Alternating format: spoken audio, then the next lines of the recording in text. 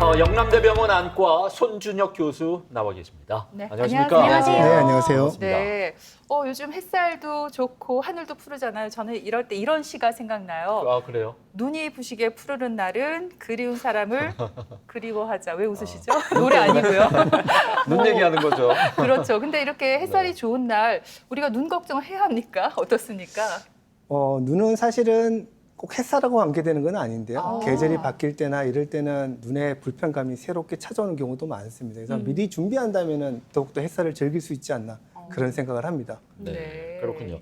우리가 흔히 이제 보고 듣고 맛보고 뭐 이렇게 오감 가운데서 눈을 통해서 이렇게 느낄 수 있는 것들이 가장 크지 않을까 시각적인 게 싶은데 이게 눈이 그만큼 중요하다는 얘기 아니겠습니까? 옛말에 몸이 천냥이면 눈이 900냥이란 말이 있긴 한데요. 네. 실제로 모든 감각이 뭐 다 중요하지만 네.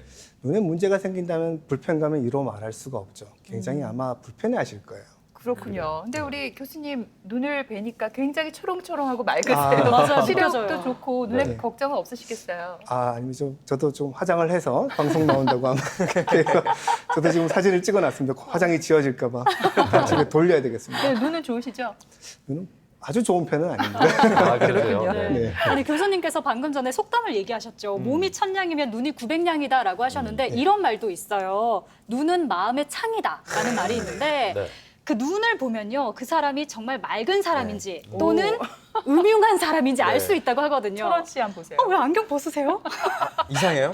무서워요. 네. 멋있어요. 이렇게 제가 오늘 스튜디오를 쫙 보니까 진짜 다행히 음흉한 사람은 없는 것 같은데 네. 아무튼 교수님 저는 이제 사람을 딱 처음 볼 때 아무래도 눈이 제일 먼저 이렇게 시선이 딱 가더라고요. 네. 네. 교수님께서는 또 눈 전문가시잖아요.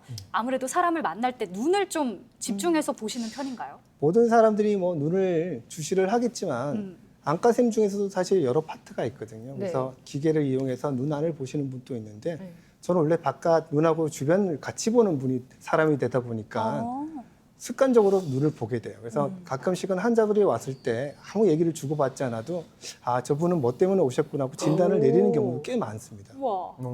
자, 그러면 교수님 이 타이밍에서 제 눈을 바라봐. 자, 제가 교수님을 바라보고 제가 또 누굽니까? TBC 레이더망이지 않습니까? 명탐정 철원이가 우리 손중혁 교수님에 대해서 좀 살펴보겠습니다. 자, 대한성형안과학회 이제 정회원이시죠? 그리고 또 상임이사시기도 하고 자, 그리고 미국 안과학회 정회원이기도 합니다. 근데 여기서부터가 문제입니다. 여러분, 손준혁 교수님이 네. 세계 인명사전에 등재가 되어 있습니다. 세계? 오. 2012년. 네. 그죠? 보통 이제 세계 인명사전이라 하면 굉장히 뭐 노벨상을 받는다든지 세계적인 석학들이 받는 거 아닙니까? 오. 너무 포장을 잘해주셔서 제가 못 너무했나요? 들어가 모르겠는데요. 네. 뭐 논문을 쓰다 보니까 어떻게 등재가 된 것 같습니다. 아, 그래요? 예. 네네. 겸손의 말씀을 해주셨는데 아무튼 그 세계적으로 유명한 분들이 등재된다고 하니까 그만큼 신뢰할 수 있는 안과 전문이라고 보시면 될 것 같습니다. 네. 오늘 이렇게 대단한 명의를 모시고 안과 질환에 대해서 얘기를 나눌 수 있게 되는데 더욱더 기대가 큽니다. 그래요. 저도 영광인데요. 근데 감사합니다. 이 눈에 관해서 우리가 알아볼 네. 내용이 참 많은데 어떤 주제를 가지고 오늘 저희가 얘기 나눠볼까요? 오늘은 슬픈 눈물은 이제 그만이라는 주제로 네. 오, 가을철에 노래 발생하는 제목이에요? 네. 눈물 흘림에 대해서 말씀을 드리려고 합니다. 그래요, 예.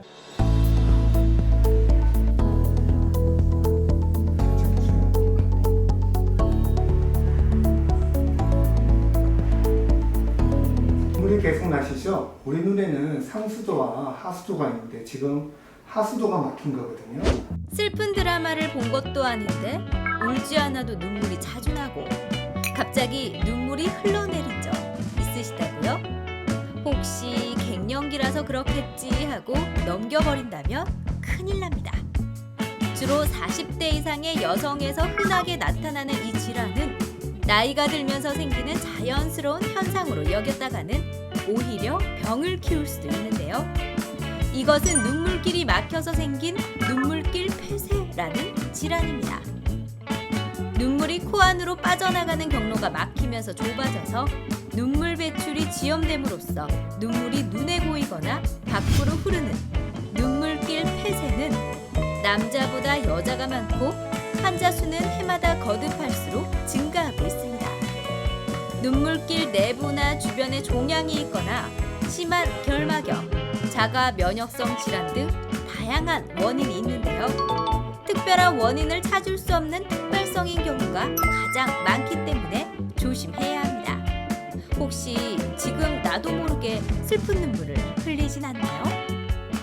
사실 우리가 눈물을 흘릴 때는 뭐 기뻐서도 흘리고 슬플 때도 흘리기 마련인데 혹시 그 슬프거나 기뻐도 이 눈물이 안 나오는 사람들이 있다는 얘기가 있는데 이게 사실인가요? 정말 간혹 소수의 분들인데요. 네. 눈물이 전혀 나오지 않는 분이 있으세요. 근데 다만 밖으로 볼 때는 눈물이 나오지 않는 것 같더라도 눈을 보호하는 아주 기본적인 눈물만 나온다면 본인은 불편하지 않을 수도 있어요. 그렇구나. 네. 눈물을 흘리지 않는 사람이 있다는 게 참 저는 신기한데 그다음 교수님은 주로 슬픈 눈물을 흘리실까요?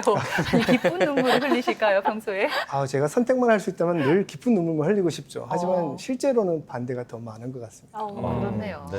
근데 저는 좀 의아해요. 왜냐하면 사람이 평생 살면서 뭐 암이나 질병으로부터는 뭐 자유스러운 사람이 있겠지만 눈물을 흘리지 않는다. 눈물을 안 흘려도 문제가 될 것 같은데요. 눈물의 기본적인 역할은 눈을 보호하는 기전이거든요. 눈을 보호하는 역할을 하는데 눈물이 나지 않으면 결국 건조해지고 염증 반응이 야기하게 돼서 2차적인 질병을 유발할 확률이 높습니다. 그래서 어느 정도 선을 벗어나는 눈물이 나오지 않으면 그거는 문제가 될 수 있는 거죠. 오늘 이제 눈물 흘림에 대해서 말씀을 해주셨는데 정확하게 눈물 흘림이 무엇인지 말씀을 좀 해주세요. 이상적인 눈물 흘림이란 우리가 슬플 때나 기쁠 때나 감정을 표현하기 위해서 흘리는 눈물이 기본적인 거고요. 네. 그 외에는 사실은 밖으로 왔을 때는 눈물이 보이지는 않습니다.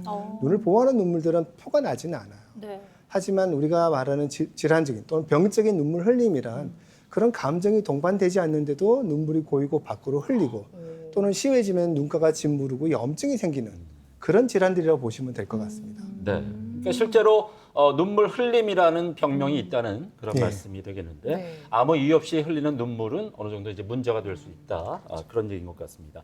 아무래도 그 40대 이후에 이런 현상들이 많이 나타난다고 하는데 노화, 퇴행성 질환과 관련이 있는 건가요? 실제로 원인은 뚜렷하게 나타나 있지는 않습니다. 다만 주로 염증 반응에 의해서 눈물길이 막히는 경우가 많고 그러한 과정 자체는 어느 정도 노화 현상을 띠고 있습니다. 그래서 우리나라 발표된 자료를 본다면 주로 40대, 50대에 급증을 하고요.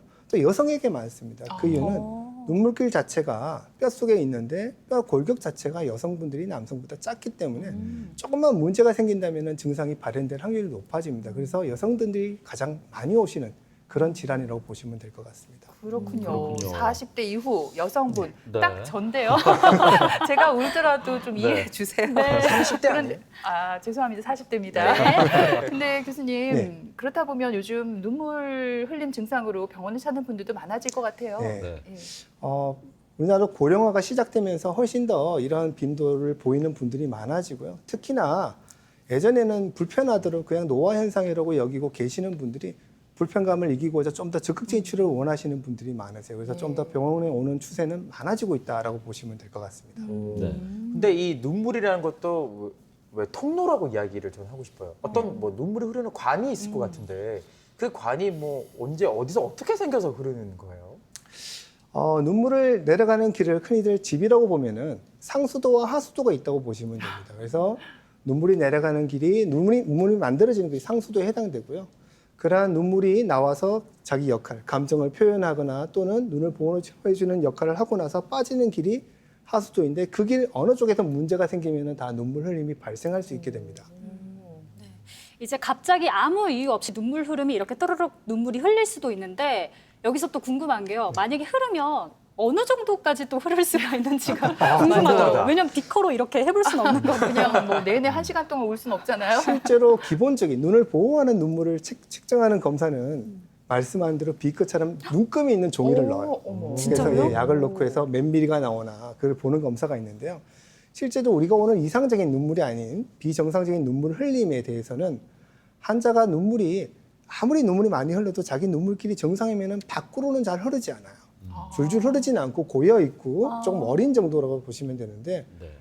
눈물길이 막힌 분들은 밖으로 자꾸 흘러내리는 거죠. 그래서 불편해지고 자꾸 닦아야 되고 정상이라면 조금 눈물이 났더라도 뭐 하루 종일 울지는 않잖아요. 좀 지나고 나면 괜찮아지는데 그 눈물 어린 게 손을 대기 전까지는 해결이 안 되는 질환들이죠. 그래서 굉장히 불편해하시는 분들이 많아요. 네, 그렇군요. 제가 그 좀 공부를 해봤는데 그 눈물의 원인이 뭐 이제 눈꺼풀이 원인이 될 수도 있고 또 약물 때문에 눈물 흘림이 생길 수도 있다고 하는데 심지어는 뭐 뇌에 좀 이상이 생겨도 눈물 흘림이 있을 수 있다고 하는데 이게 참 가볍게 넘길 일이 아닌 것 같습니다. 예, 눈물은 앞에 말씀드린 상수도, 하수도 두 가지 기전 중에 어느 한 곳에서 문제가 생기면 같은 증상이 발현될 수 있는데요. 상수도에 문제가 생기는 주로 자극적인 질환이 많아요. 안구 건조증이 돼서 눈을 보호하지 못할 때 눈이 예민해져서 눈물이 많이 날 수도 있고요. 눈썹이 눈에 닿아서 각막을 찌르거나 하면 그런 예민한 또는 눈을 밤새도록 잘 감고 있어야 되는데 다 감기지 않는 질환이 있을 때 눈을 보호하는 기능이 떨어지니까 눈물이 날 수 있습니다. 드물게는 치매약이나 또는 남성 배뇨장애 약을 먹으면 눈물이 좀 더 나는 경우도 있고요. 간혹 눈 자체의 염증이나 종양 또는 머리에 생기는 뇌종양에서도 가끔 눈물이 나는 경우가 있는데 빈도는 사실 굉장히 낮은 편입니다. 그렇군요. 반대로 네. 여기 보시면 훨씬 더 많은 게 하수도에 눈물이 내려가는 길에 막히는데 생기는 경우가 더 많고요. 눈물이 내려가는 눈물이 빠지는 하수도의 구멍에 해당되는 눈물점 또는 눈물소관, 눈물길에서 막힌다면 어느 곳에 문제가 되더라도 눈물 흘림은 발생할 수 있습니다. 그렇군요. 원인이 참 다양하다는 생각이 듭니다. 네. 근데 저 같은 경우에는 뭐 TV를 보거나 책을 읽다가 눈물이 갑자기 뚝뚝 흐르는 적이 있거든요. 네네. 이럴 때마다 눈물 흘림이 하고 검사를 받으러 가야 하는지 아니면 어떤 특별한 전조 증상이 있는 건지 궁금해요. 사실 증상은 뚜렷이 나오지는 않아요. 눈물 흘림이 단데요. 하나 확실한 거는 대개 눈물 흘림 자체가 시력을 나쁘게 만들지는 않습니다. 다만 눈물이 어려서 덜 보이는 거고 만약 내가 손을 대서 닦고 난 뒤에 시력이 잘 보인다. 그럼 눈물 흘림 때문에 생기는 시력 저하가 맞고요. 내가 눈물이 하나도 없어졌는데도 시력이 안 보인다. 그건 사실 딴질환의 확률이 높죠. 그 외에도 뇌충혈이나 눈물이 고여 있으면 고인물은 썩기 마련. 염증이 생기고 눈곱이 끼고 심해지면 그 자리가 짓무르고 아픈 증상까지 동반할 수 있거든요. 다양한 증상이 있는데 이런 증상들이 생긴다면은 갖고 안과에 오셔서 한번 조사를 받는 것도 나쁘지 않을 것 같습니다. 아니 교수님 말씀 들으면서 저희 어머니가 딱 지금 스쳤어요. 왜냐하면 분명히 슬픈 이야기를 한 게 아닌데 이렇게 눈물을 흘리시는 거예요. 그래서 무슨 일이 있냐고 여쭤봤더니 아우 저런 아이가 나이가 드니까 자꾸 그냥 눈물이 이렇게 난다. 이 실시간 눈물처럼 나는 거예요. 이럴 때도 그러면 검사를 한번 받아봐야 되겠네요. 본인이 사실 이상하다고 느끼다면은 조금 문제가 있을 확률은 없죠. 왜냐하면은 우리가 감정적으로 슬프거나 그럴 때는 본인이 알거든요. 아, 내가 금방 뭐 어떻게 바람이 들어서 이걸 아는데 그 시기가 지나고 나서라도 문제가 된다면은 실제로 조금 눈물길이 좁아서 심할 때만 증상을 느낄 확률이 높다고 보시면 됩니다. 그래서 내가 그런 아프지도 슬프지도 감정이 동반되지도 않는데 눈물이 줄줄 흐르거나 또는 초기 증상은 주로 집안에서는 괜찮은데 날씨가 추워지면 야외에 가면은 눈물이 흐르는 경우 그런 경우도 눈물이 좁아졌을 때 나타나는 가장 최초의 증상일 수 있거든요. 그런 경우라면은 오셔야 되고 피부가 짓무르거나 눈이 빨개진다. 그때는 반드시 와보는 게 좋을 것 같아요. 근데 저희가 사실 살면서 잘 가지 않는 병원 중에 하나가 바로 안과잖아요. 저만 그런 건 아니죠. 자주 가지는 않죠. 그죠. 자주 가진 않잖아요. 왜냐하면 시력 검사도 요즘 왜 안경점에서 그냥 할 수 그렇죠. 있고 이러다 보니까 저도 한 몇 년 전에 물놀이장 갔다가 눈이 그냥 그 충혈돼서 불편해서 한번 안과 간 적 말고는 없거든요. 근데 이제 말씀하신 것처럼 눈곱이 끼거나 뭐 충혈되고 이럴 때는 무조건 검사를 받아봐야 한다라고 하시니까 조심해야겠다 이런 이게 생각이 좀 뭐 들고요. 한 번 생긴 거라면은 그게 문제할 게 없겠죠. 아, 그래요? 근데 이게 연달아 쭉 또는 특정 계절에 계속 반복된다면은 네. 기저질환을 깔고 있을 확률이 높습니다. 네네. 아, 그렇구나. 그럼 어떤 검사를 받는지도 참 궁금한데요. 네. 검사 방법 좀 알려주세요. 앞에 말씀드린 대로 눈썹이 닿거나 하는 것들은 우리가 안과에 오시면 보는 색흑등 검사라고 해서 눈을 보는 기계가 있습니다. 그걸 보면은 표시가 나고요. 그래서 우리가 그런 게 아니고 혹시나 눈물 내려가는 길이 막혔다고 생각할 때는 몇 가지 검사를 하게 됩니다. 첫 번째는 눈물길 관류 검사라고 해서 주사기를 눈물길에서 내려가는지 확인해 보는 검사고요. 이러한 검사를 우리가 조영제를 써서 엑스레이에서 확인할 수 있는 방법도 있습니다. 그래서 눈물 주머니 조영술도 있을 수 있고요. 최근에 가장 각광받는 게 새로 나온 눈물길 미세 누도 내시경이라는 게 있습니다. 그래서 눈물길 작아요. 사실 1mm 정도밖에 안 되는데 지름이 거기에다 내시경을 넣어서 어디가 막혔는지를 확인해 볼 수 있는 방법이 있습니다. 이게 저희 병원의 실제 환자 경우인데요. 예, 저게 눈물길이에요. 예, 눈물길이에요. 엄청 지금 확대되네요. 보면은 이렇게 하얀 것들이 네. 막고 있죠. 네. 이게 점액질인데 이런 것들이 자체가 눈물이 내려가는 왔다 갔다 하는 것을 방해하기도 하고요. 저런 것들이 너무 많아지고 그다음에 오래 방치된다면은 아예 길을 막아버리기도 합니다. 그래서 네. 제가 누도 내시경으로 들어가면서 저런 걸 씻어내고 있는 과정이고요. 좀 더 들어가다 보면은 예. 이것들 때문에 완전히 막혀 있는 것이 있어요. 네. 그래서 지금 하얗게 하얗게 막히듯이. 네, 예. 하얗게 보이는 밝게 보이는 거는 코 아니거든요. 예. 그쪽으로 눈물이 내려가야 되는데 아. 쭉 따라 내려가다 보면은 이런 걸 씻어내고 내려가다 보면은 요 지난데 여기 완전히 하얗게 막힌 것이 보이시죠? 한 번 더 좀 네. 이따 보일 텐데 여기가 그러한 점액질이 오래 굳어져서 붙어 있는 겁니다. 그래서 네. 여기 막혀 있죠. 그래서 저 자리를 누도 내시경으로 뚫을 수만 있다면은 큰 고생 없이 길을 넓힐 수가 있고요. 저런 과정에서 눈물길이 뚫리지 않는다. 그러면 더 큰 수술이 필요할 수도 있겠습니다. 네. 그 눈의 미세 내시경 화면을 보니까 참 잘 보이고 뚜렷하게 이제 진단을 할 수 있어서는 참 좋은데 네. 눈에 그 내시경 한다고 얘기를 들으니까 왠지 겁이 나는데 이거 그러니까요. 괜찮은 건가요? 눈에 어떻습니까? 어떻게 내시경을 실제로 눈이라고 하는데 사실은 눈물길은 눈이 아니고 눈꺼풀에 있거든요. 그래서 그래도요. 보이는 그게 더 무서워요. 게는 없고요. 간단한 마취로 외래에서 손쉽게 할 수 있어서 너무 걱정은 안 하셔도 됩니다. 네, 수면 마취 안 해도 되나요? 아, 술 마취 안 하죠. 눈에만 마취 살짝 국소 마취로 살짝 한두 번만 네. 아프시면 됩니다. 아, 알겠습니다. 다행입니다. 그나마. 이 눈물 흘림의 경우 원인이 굉장히 다양하다고 아까 말씀해 주셨는데 네. 그렇다면 치료를 할 때는 원인과 관계없이 똑같지 않아요? 아니면 특별한 치료 방법이 있을까요? 상수도가 막혀 있는 원인은 사실 뚜렷하거든요. 저희가 보면 확인할 수 있는 눈썹이 닿거나 눈이 안 감기는 거라면 그거에 대한 치료를 해야 되고요. 네. 또 하나는 혹시나 약 때문에 그런 거라면 약을 주로 교체를 하게 됩니다. 근데 눈물길이 내려가는 길이 막히면 내려가 있는 위치에 따라서 치료법이 좀 달라질 수 있는데요. 네. 흔히들 눈물점, 눈물이 내려가는 하수구 입구만 막혀 있으면 그 입구만 조금 넓혀준다고 생각을 하시면 됩니다.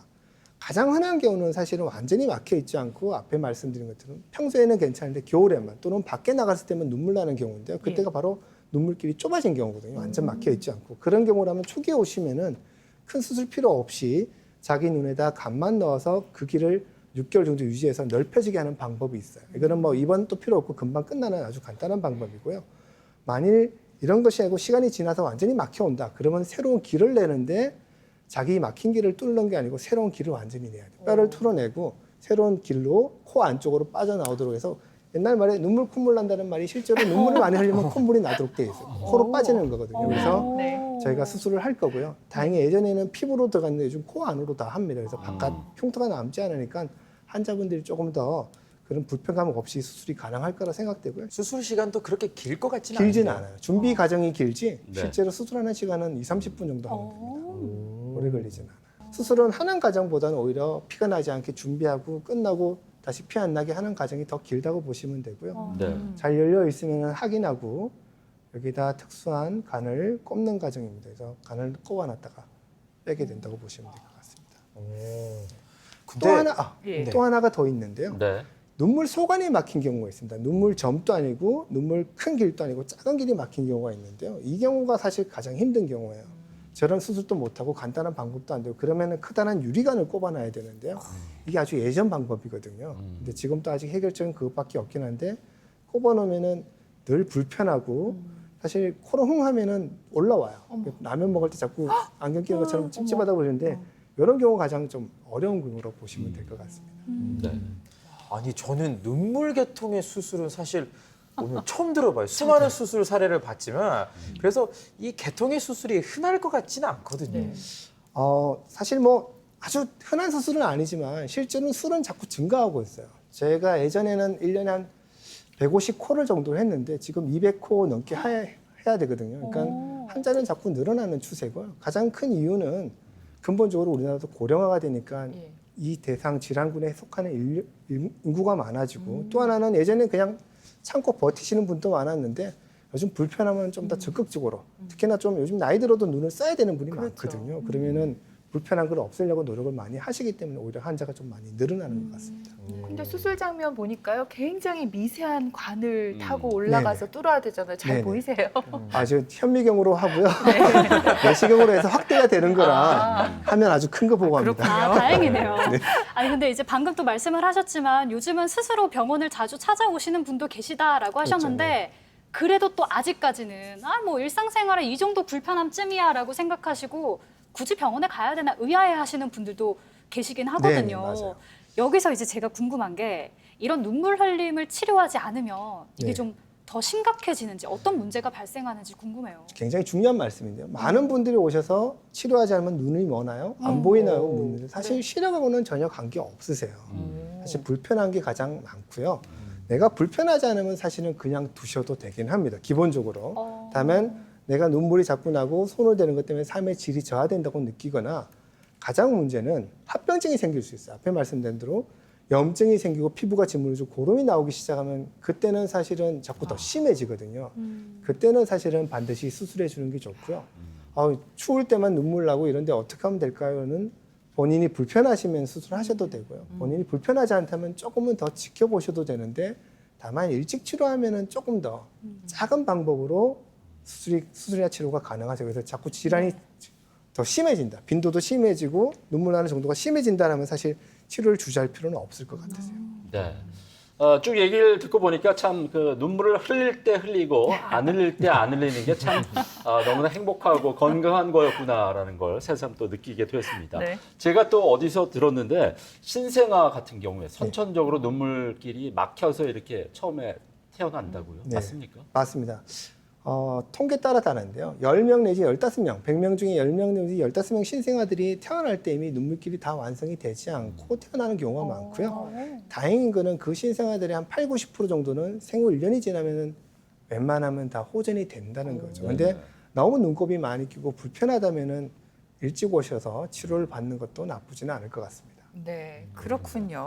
네. 또 한 가지 또 궁금한 게요. 네. 이제 바람이 차가워지잖아요. 바람이 그렇죠. 많이 불거나 쌀쌀한 계절이 되면은 눈물이 좀 흐르는데 이렇게 흐르는 눈물과 눈물길이 막혀서 흐르는 눈물 어떻게 다른가요? 가장 많이 듣는 질문이거든요. 네. 사실 굉장히 구분하기 어렵긴 한데요. 저희가 말씀드리는 거는 눈물길이 정상인 분들은 대개 가을에 눈물이 나도 밖으로 흐르는 경우는 거의 없다라고 보시면 됩니다. 내가 뭔가 바람 불고 자극이 돼서 눈물이 나는데 안구 건조증도 마찬가지. 안구 건조증도 눈물이 많이 나지만 밖으로 흘러내리지 않으면은 대개 눈물길은 정상이라고 보시면 되고요. 밖으로 흘러내린다면은 눈물길이 좁다고 보시면 돼요. 막혀 있지는 않더라도. 그래서 너무 과도한 눈물이 나면은 그게 다 내려가지 못하고 일부가 밖으로 넘쳐서 흐른다고 보시면 될 것 같습니다. 그래서 정도가 자꾸 심해져요. 대부분은 절대 다시 돌아오지 않거든요. 그래요? 그대로 있으면 좋은데 되게 시간이 조금씩 심해지기 때문에 날씨가 찬바람 불 때 불편 느끼는 정도나 그 기간이 길어진다면 주저하지 않고 병원으로 오시는 게 좋을 것 같습니다. 근데 막 눈물이 막 흐르지도 않아요. 네. 맺히고 흐를까 말까 하는 단계예요. 그럼 네. 어떻게 해야 되죠? 이게 눈물길이 좋으면요. 예. 금방 사라져요. 그런데 아. 대부분의 사람들이 이런 경우가 많은데 그러면 눈물이 어려 있다 그러거든요. 그렇죠. 꼭 네. 닦아야지만 잘 보여요. 예. 그럼 눈물길 자체가 막힌 것보다는 눈물 내려가는 점이나 그 입구에 흰자가 늘어나서 구멍을 막고 있는 경우도 많습니다. 그래서 잘 안 빠져내려요. 빠져만 내려가면 괜찮은데 네. 잘 안 내려가는 경우에 그런 경우가 발생할 수 있습니다. 네. 네. 아니 오늘따라 또 유독 김선희 씨가 질문을 많이 하시니까 뭔가 저는 눈물이 날 것 같아요, 진짜 뭔가. 제가 증상을 느껴요. 좀 마음이 좀 찡하네요. 근데 진짜 눈물 흘림 때문에 눈물을 흘려서는 안 되니까 진짜 예방이 중요할 것 같은데 저희가 눈 영양제 시중에 많거든요. 뭐 루테인 성분 든 거 저도 먹고 하는데 뭐 2일 먹다가 또 포기하고 하는데 이런 게 또 좀 도움이 되는지 궁금해요. 실제로 많이 드시는 루테인 성분들은 망막에 도움이 되는 거라 직접적인 관련은 없고요. 저희가 많이 환자분한테 사실은 나온 약은 없는데 환자분들이 많이 요즘 드시잖아요. 네. 그래서 저도 꼭 물어보거든요. 어떠세요? 물어보면은 안구 건조증이 있는 분들은 비타민 C 같은 계열을 많이 먹으면 확실히 좀 증상이 좋아진대요. 그래서 저도 혹시나 안구 건조증이 동반된 분들이 많아요. 찬바람 불 때 눈물 나시는 분은 기본적으로 조금 눈이 예민하다는 뜻이거든요. 네. 그런 분들의 비타민 C나 그런 눈 영양제는 도움이 될 것 같고요. 다만 영양제라는 게 어디까지나 보조적인 거기 때문에 이미 질환이 생긴 거나 딴 문제가 있다면 완전히 호전은 안 되고 아마 경계선에 있는 분들은 많은 도움이 되실 수 있을 것 같으세요. 우리가 이제 나이가 들면서 신체 각 부위가 노화하는 것도 참 안타까운데 슬플 때 눈물 흘리고 기쁠 때 제대로 눈물 흘리기 위해서 평소 눈 건강, 눈 관리를 잘 해야 될 필요가 있겠습니다. 예. 오늘 좋은 말씀 감사드리고요. 나와주셔서 고맙습니다. 네, 고맙습니다. 고맙습니다.